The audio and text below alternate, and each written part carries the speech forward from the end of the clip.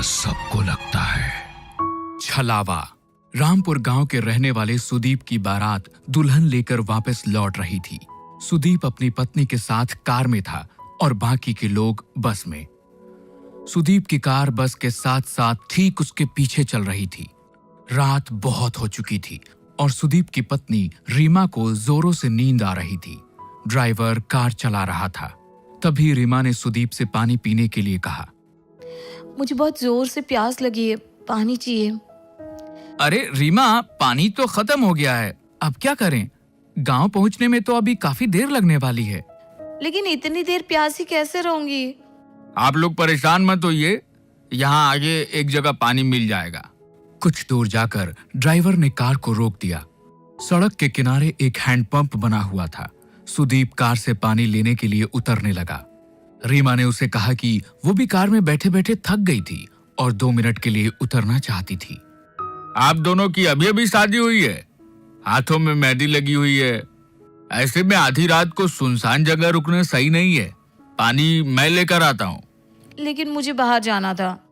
शायद ड्राइवर भैया सही कह रहे हैं रीमा, हमें बाहर नहीं जाना चाहिए।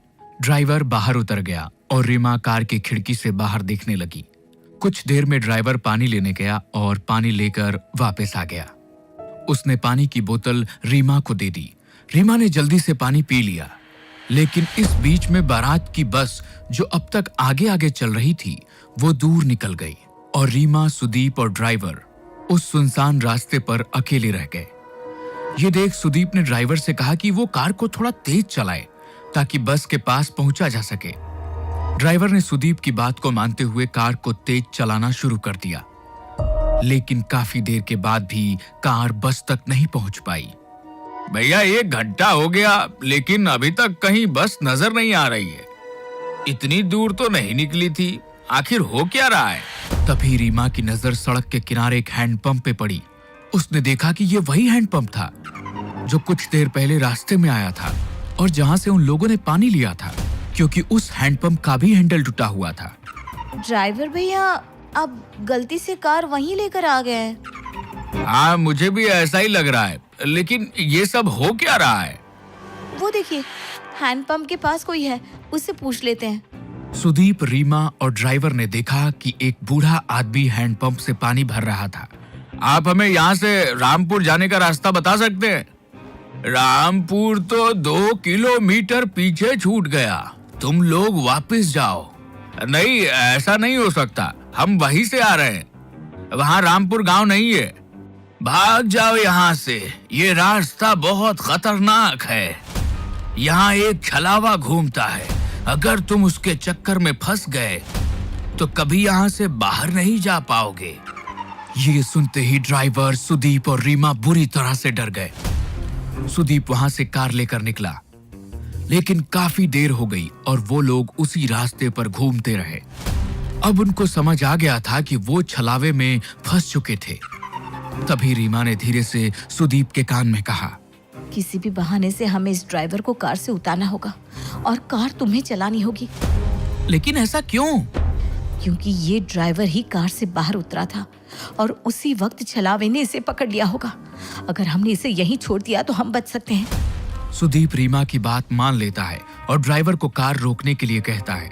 उसके बाद सुदीप खुद भी कार से उतर जाता है और ड्राइवर को बाहर आने के लिए कहता है। ड्राइवर बाहर निकलता है और सुदीप उसे धक्का देकर खुद गाड़ी में बैठ जाता है।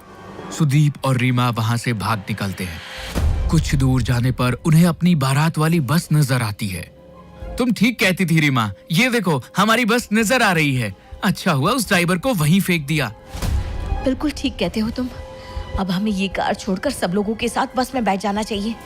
सुदीप कार को बस के आगे रोक देता है और वे दोनों अपने घर वालों के साथ बस में बैठ जाते हैं। बस आगे बढ़ने लगती है। थोड़ी देर बाद सुदीप की नजर बाहर हैंडपंप पर पड़ती है। ये वही हैंडपंप था जिसके पास से वो पहले 2 बार गुजर चुके थे। अब सुदीप को समझ नहीं आ रहा था कि ड्राइवर तो वहीं रह गया, फिर आखिर ये छलावा उसे अब भी क्यों हो रहा था। सुदीप ने ये बात अपने रिश्तेदारों को बताई। हम सब लोग एक छलावे में फंस चुके हैं, इससे बाहर कैसे आना है कोई नहीं जानता।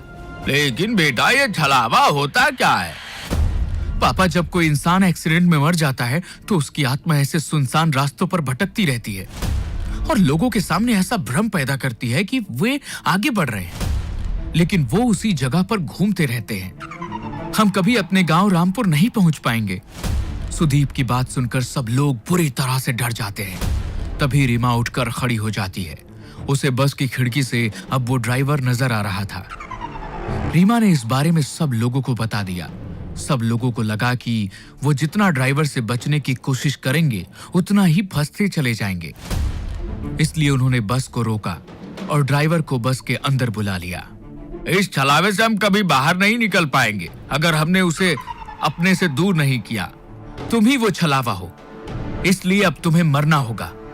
अपनी जान बचाने के लिए खत्म कर देंगे। ऐसा कहते ही सुदीप और उसके पापा मिलकर ड्राइवर को मार देते हैं। कुछ ही देर बाद वो अपने गांव रामपुर पहुंच जाते हैं। वहां पर रीमा का स्वागत किया जाता है, लेकिन रीमा जैसे ही सिंदूर वाले पैर लेकर आगे बढ़ती है, उसके पैरों के निशान नहीं बनते।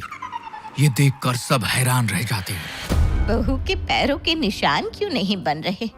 इसका मतलब हमारी बहू के ऊपर कोई बुरी आत्मा का साया है। अब क्या करें? ये हमारी बहू नहीं बल्कि वो बुरी आत्मा है जिसकी वजह से हम फंस चुके हैं। नहीं, ऐसा नहीं है। मैं रीमा हूँ। मेरे साथ कुछ मत कीजिए प्लीज। अगर हमने तुझे छोड़ दिया तो हम सब मारे जाएंगे। नहीं, ऐसा मत कीजिए। मैं छलावा नहीं हूँ, मेरा भरोसा करो। ये आपका बेटा छलावा है। ये आपको जैसा दिखा रहा है ना, सब कुछ वैसा ही नजर आ रहा है। लेकिन कोई भी रीमा की बात पर यकीन नहीं करता। वो लोग उसे मारते नहीं हैं, लेकिन एक कमरे में कैद कर देते हैं। सुदीप के चाचा का बेटा राहुल ये सब कुछ चुपचाप देख रहा था। उसे लगा कि रीमा के ऊपर घर के सब लोग अत्याचार कर रहे हैं, इसलिए वो रात के वक्त उस कमरे में पहुंचा जहां रीमा को कैद किया गया था। तुम चिंता मत करो रीमा, मैं तुम्हें यहाँ से बाहर ले जाऊंगा। हाँ, प्लीज मेरी मदद करो। राहुल रीमा का हाथ पकड़कर उसे वहां से बाहर ले जाने के लिए निकलता है। तभी वहां पर परिवार के बाकी लोग आ जाते हैं। वो राहुल को वहां देखकर नाराज हो जाते हैं। ये तुम क्या कर रहे हो? मेरी पत्नी को कहां लेकर जा रहे हो? मेरी पत्नी का हाथ कैसे पकड़ा तुमने? आप लोग रीमा के साथ गलत कर रहे हैं। मैं उसे यहाँ से बाहर निकाल रहा था। तुम ऐसा नहीं कर सकते। आप मुझे नहीं रोक सकते। मैं रीमा को लेकर जाऊंगा। राहुल के इतना कहते ही सुदीप उसे धक्का देता है और राहुल दीवार से टकराकर वहीं गिर जाता है। उसके सिर से खून बहने लगता है, लेकिन तभी राहुल जैसा दिखने वाला एक और शख्स वहां आकर खड़ा हो जाता है। घर के लोग समझ ही नहीं पा रहे थे कि ये सब हो क्या रहा था। राहुल, तुम तो बेहोश हो गए थे। ये सब क्या हो रहा है? ये सब इस रीमा की वजह से हो रहा है। हमें इसका कुछ करना होगा। ठीक कहती हैं आप माँ। सुदीप आगे बढ़कर रीमा के बाल पकड़ लेता है और उसे खींचकर दीवार में धक्का देने की कोशिश करता है। रीमा झटके से दीवार से टकरा जाती है और तभी एक जोरदार चीख सबके कानों में सुनाई देती है। लेकिन यह चीख रीमा की नहीं बल्कि सुदीप की थी। रीमा ने पास में पड़े हुए एक डंडे से सुदीप के सर पर वार किया, जिसके वजह से उसके अंदर मौजूद छलावे का साया उसका शरीर छोड़कर बाहर निकल गया। सुदीप कुछ देर के लिए बेहोश होकर गिर पड़ा, लेकिन बाद में सब कुछ ठीक होने लगा। असल में छलावा और किसी के अंदर नहीं बल्कि खुद सुदीप के अंदर था। ये जैसा जैसा हमें दिखा रहा था वैसा ही नजर आ रहा था। लेकिन अब वो साया यहाँ से जा चुका है और अब कभी यहाँ वापस नहीं आएगा। लेकिन तुम्हें कैसे पता चला? मुझे इस पर शक हुआ क्योंकि मैंने ही कहा था शायद ड्राइवर छलावा है और इसने उसे मार दिया। उसके बाद इसने मेरे पैरों के निशान गायब करके सबका शक मेरे ऊपर डाला। लेकिन जब आप लोगों ने मुझे मारा नहीं बल्कि मुझे कमरे में बंद कर दिया। जब राहुल मुझे बचाना आया तो उसने मेरा हाथ पकड़ा ही नहीं था। छलावे की वजह से सबको ऐसा नजर आ रहा था। सुदीप ने उसे मारने की कोशिश की। तब मुझे समझ में आ गया कि असली छलावा सुदीप के अंदर मौजूद था।